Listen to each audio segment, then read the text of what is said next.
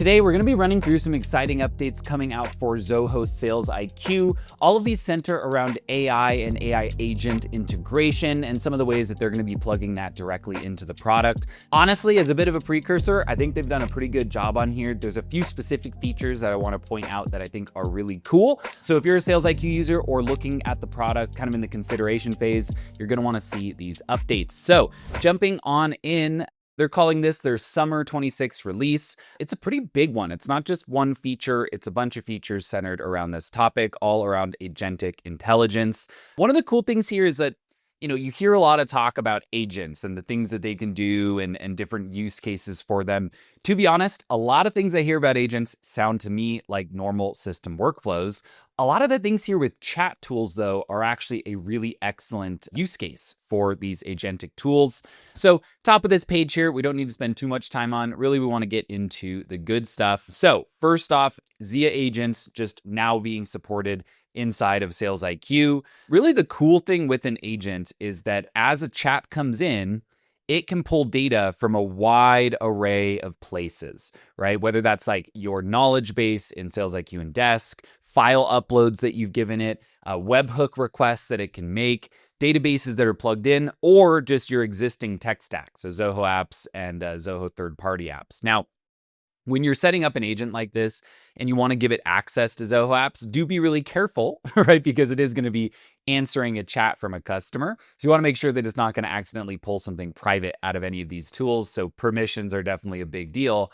But after it pulls in all of this data, you then kind of have that LLM reasoning layer to say, okay, I know the question, I've pulled in relevant data. Now, what can I do about it, right? What are the things that I can actually do to move this thing forward? One thing I'll notice here is that the example they give is that it's processed a refund for someone. I would say that should probably go into a queue for manual review. If you're using an agent, it could say, hey, I've logged your refund request in the appropriate place with the team. The things that I would maybe let it do automatically are like answer questions, pull from the system, and, our knowledge base says you can do it this way. I don't know if I personally would turn on the permissions for this thing to actually like hit my Stripe account and run a refund, right? That could be a little bit dangerous. The nice thing is it does have baked in fallback, which is like, hey, this is a question I'm asking. It doesn't have a resolution. So now it's just routing it to a team member, right? And it's handing over all of that information with it. Smart routing is another one that is actually a great use case for AI tools.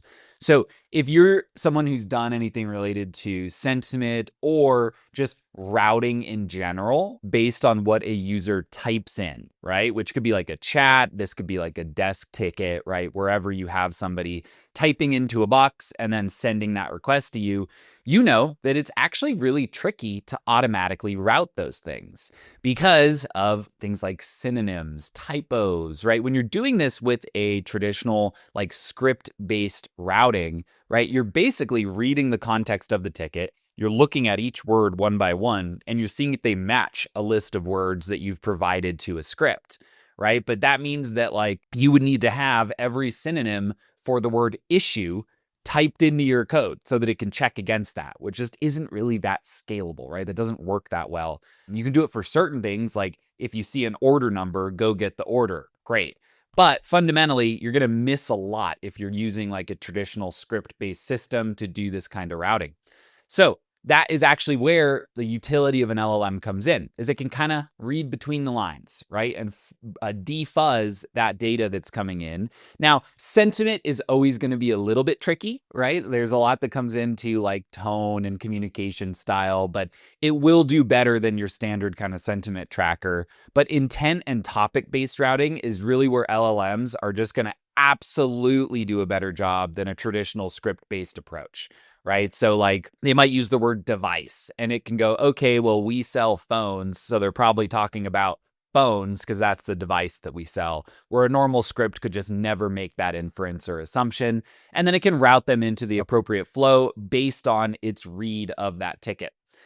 URL train bots, I really like this. I think this is a very clever thing. So one of the challenges that you have with setting up any of these LLM tools is actually getting them the right data and information to be able to actually answer questions. One of the challenges that people end up with is it's like, okay, well now I need to have all of my like pricing features, FAQ documents. I need all those on the website because they're useful for people as one, marketing collateral, right? FAQs, documentation. These are things that people want to see publicly before they decide to buy the product. But then you also might want those inside of your knowledge base internally so that your team can answer them. And so what this does is actually say, hey, if you already have all of these set up on your website, your features, your FAQ, your help documentations, your pricing plans, just give the agent those links, right? All of the data is already there. It can go and look at a website. It can look at a live version of a website that captures any of your updates, and it can actually just answer those things, right? Directly from the information that's already on your website, which really just means like one less place to update that data, especially with something like pricing. Like you'll oftentimes have that in your knowledge base, but maybe not like every little permutation of pricing that exists that might be on the website. So you can basically just like grab the link, give it to the bot and say like, hey, when they ask about pricing, read this page, answer the question. It's pretty certainly going to be correct about that. But then in addition, right, you can do any of that built-in AI knowledge that you have by allowing it to use a little bit of its own knowledge, right? So this is the one that I would say, like, put an asterisk on this. You do need to be really careful about this. You don't always want this thing like making big leaps in logic about like what it should be allowed to do.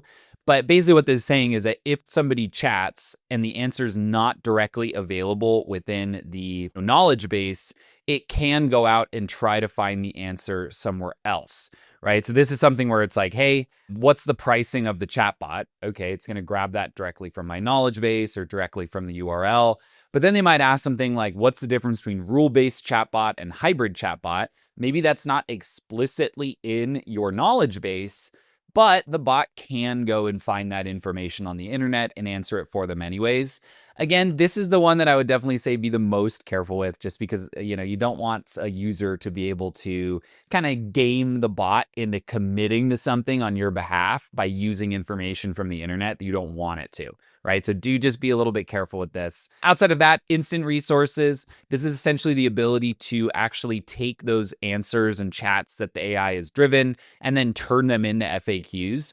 In my opinion, if you're building out this type of platform, like a little AI chat tool, this loop of using the chats that it's answered, reviewing them, and then using that info to create new knowledge base articles, this is like a necessary step, right? As you're building out these tools, I think that you need to do this because the more information that you're providing to the bot that you have verified to be correct, the better of a job it's going to do, right? So really what you want to see is, yes, LLM knowledge is useful, but if I see this chat occurred and I see that it went out and answered this question using its own AI knowledge and reasoning, I want to turn this answer into an FAQ, right? So that I can make sure that in the future, it's always going to give the correct answer. And the nice thing here is that you can use these LLMs to essentially speed up that process, where they can write their own articles that you just read, review, and ensure that they're correct, and then you can log them to your knowledge base. Context-aware FAQs, this is essentially based on the lifespan of that customer and their, context that we have stored about that customer. We can actually answer things slightly differently. So this is like if you're a power user of Claude or ChatGPT or any of these tools, you might notice that the way it answers questions for you now is slightly different than the way it answered them for you 1 year ago, right? Because it's learned your preferences, it's learned some of the ways that you like to interact with the tool. And so basically what this is saying, for each of your customers, let's store a little bit of context about them. And we can use that context in future answers to kind of personalize it a little bit for that particular user. So really cool, really nice features here. There are a couple more things that I do want to cover, but before I jump into that, I do have to ask, if you're finding the video useful so far, please be sure to like and subscribe down below. Leave me a comment with any questions, feedback, or additional video requests. And as always, head on over to zenatta.com and click on book a meeting if you'd like to talk about how we can help you with your Zoho implementation. Moving on down, couple more things here. More communication tools built directly in. So essentially, like if you were on a chat with someone and it makes sense to just pull up a video meeting, you basically can now, right? So like this is actually a really interesting thing where, the traditional flow is you have this web chat happening and then you'll kind of give them a link to book with you for a video consult, or you'll schedule a meeting for later that day. Well, now, like if the team managing the chat have the ability to just like close that deal or close that sale on the fly, they can basically just like invite somebody to do a video walkthrough. So really cool. It also supports meeting scheduling through here. So maybe you invite someone to a call. They're like, hey, you know what? I'm actually not home right now, so it wouldn't make sense. Could we grab something on the calendar later? Like, yep, you can just do that. So you can schedule it just directly through SalesIQ, really smooth. And then, of course, you can do your calls and handoffs, right? So if SalesIQ users are chatting with a bot, you can actually have that chat connect via a call so that it doesn't need to do a handoff to a chat where then you would initiate a call, right? So if the bot has already gathered everything you need to have a productive call with that particular user, why put a chat in the middle? Let's just connect directly over to that person via phone call. So really nice. Some of these ones here I did notice have existed in the past, but I think they've added some new features for it. So proactive chat, this is like, hey, if a user has been on our pricing page for 5 minutes, let's just send them a message, right? They're clearly like considering, right? They probably have your tab open and someone else is open and they're kind of side by siding them, making that purchasing decision.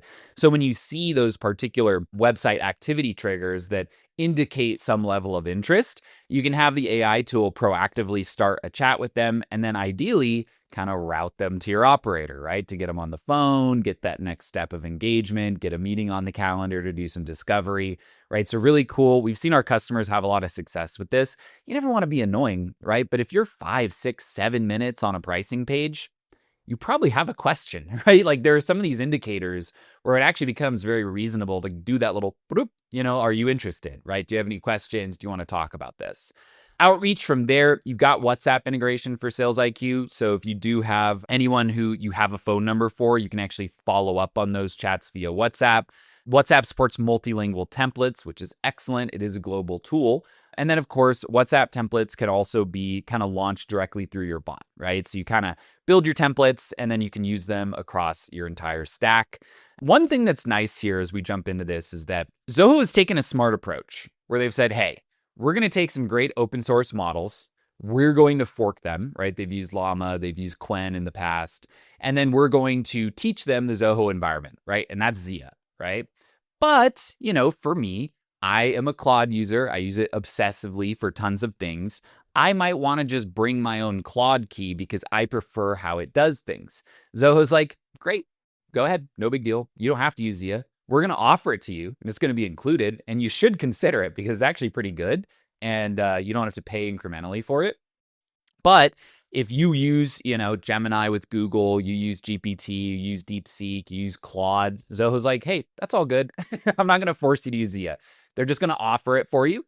And there are some actual like data security things. Like if you have contracts with people that you're going to keep all your data within specifically listed environments, then Zia is still on Zoho's servers. Can actually be a real value add there. But if you do want to bring your own model, no big deal. You just bring the key and it will plug in the background.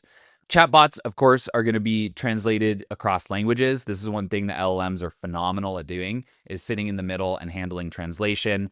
All of these events, whether it's workflows, AI responses, webhook grabs of data, are all going to be logged so you can see what your bot is doing. Very, very, very important. I would always recommend having a logging system sitting behind any agent that you deploy to make sure that you have that verifiability into exactly what it's doing. Spam controls, this has always been something that SalesIQ has been good at. You've got profanity filters. You've got just like that general ability to do that. The nice thing with LLMs is that they're a little bit more clever, right? So if somebody really wants to like send you something profane, right? And it's weird to think about it, but there's a lot of people that they see a chat window and they want to send your employees something horrible, right? That's just, who knows why they do it. But basically the challenge is that profanity filters only work up to a certain point, right? Because again, it's that same thing we're talking about earlier where it's looking for specific things, right? But people are very clever in the way that they try to send heinous things to your employees. They'll put spaces in words. They'll put dots between letters, right? And so what an LLM can do is kind of read between the lines and go, hey man, you're trying to send something profane and you're just trying to get around a filter, right? So it'll do a little bit better at looking at that. And then, of course, you do still have your TV dashboards where all of this data will show up. That's always been the case inside of SalesIQ. Integrations wise is our last tab here. Like we mentioned earlier, they're multi-LLM on this, so you can bring your own and plug it in. I love that they're doing that. I think the approach of having your own, but then allowing people to bring their own is kind of the perfect strategy. This all ties into Zoho projects now. So if you actually are chatting with someone, you identify that they're a user, you can just, or a client, you could actually add that task into Zoho projects for them. You can build surveys in to gather feedback. Zoho Click for alerts. Hey, somebody's chatting. They're in our deal pipeline. Let's make sure we follow up. And then they're tied into DeepL for translate, right? So again, really cool here. If you're chatting with somebody and maybe you are an English speaker, they're a Spanish speaker, you can basically just like flip it back and forth. I'm seeing English, they're seeing Spanish. Of course, translation's never going to be perfect or totally localized to specific types of languages. Like Spanish isn't just Spanish, right? There's lots of different localizations of it, just like there is with English or really any language. But it's generally going to do a good enough job that you're going to understand each other, right? And be able to move forward with whatever you're trying to help them with via the chat tool. Overall, really cool. I mean, the suite of updates that they're rolling out here, I think this tab kind of covering a lot of the really good ones are exciting. I mean, being able to route in a URL, being able to tie in all these data sources that it can use to answer chats, really exciting. I think this is going to save you a lot of time when you go to implement this, because the previous kind of chatbot routing tools inside of SalesIQ are all built into Zobot. And if you've set up Zobot before, originally all the way back in the day, you would build the entire Zobot via deluge. There were like 4 layers of deluge that you had to code. A change in one required a change in each of the subsequent layers. It was very complicated. Then they rolled out the Zobot Flow Builder, right? Where it's more of like a flow chart. You're using those blocks of predefined actions. Those still exist, and you're still going to use those in a lot of cases. That made it a lot easier than when you had to code. Now, being able to just teach an agent what it should do is even easier, right? So if you've kind of been peeking at the chat tool and you've looked at Zobot in the past and you've gone, you know what, like, I don't have the time to figure out this crazy flowchart builder, I would recommend maybe trying it again now, because I do think that this has really lowered the barrier of entry to configure one of these, and it's well worth giving it a try. Or you can always reach out to somebody like us at Zenatta by going to zenatta.com and clicking on book a meeting, as we're always happy to chat about how we can help you with your Zoho installation. If you found the video useful, be sure to go down below and click on like and subscribe. That's a totally free way to help us out. Any questions, video requests, or feedback, just drop those down in the comment section below, as we do try to read through each and every one of those every week. I think with that, we'll wrap up here for today. As always, thanks again for watching, and I will see you next time.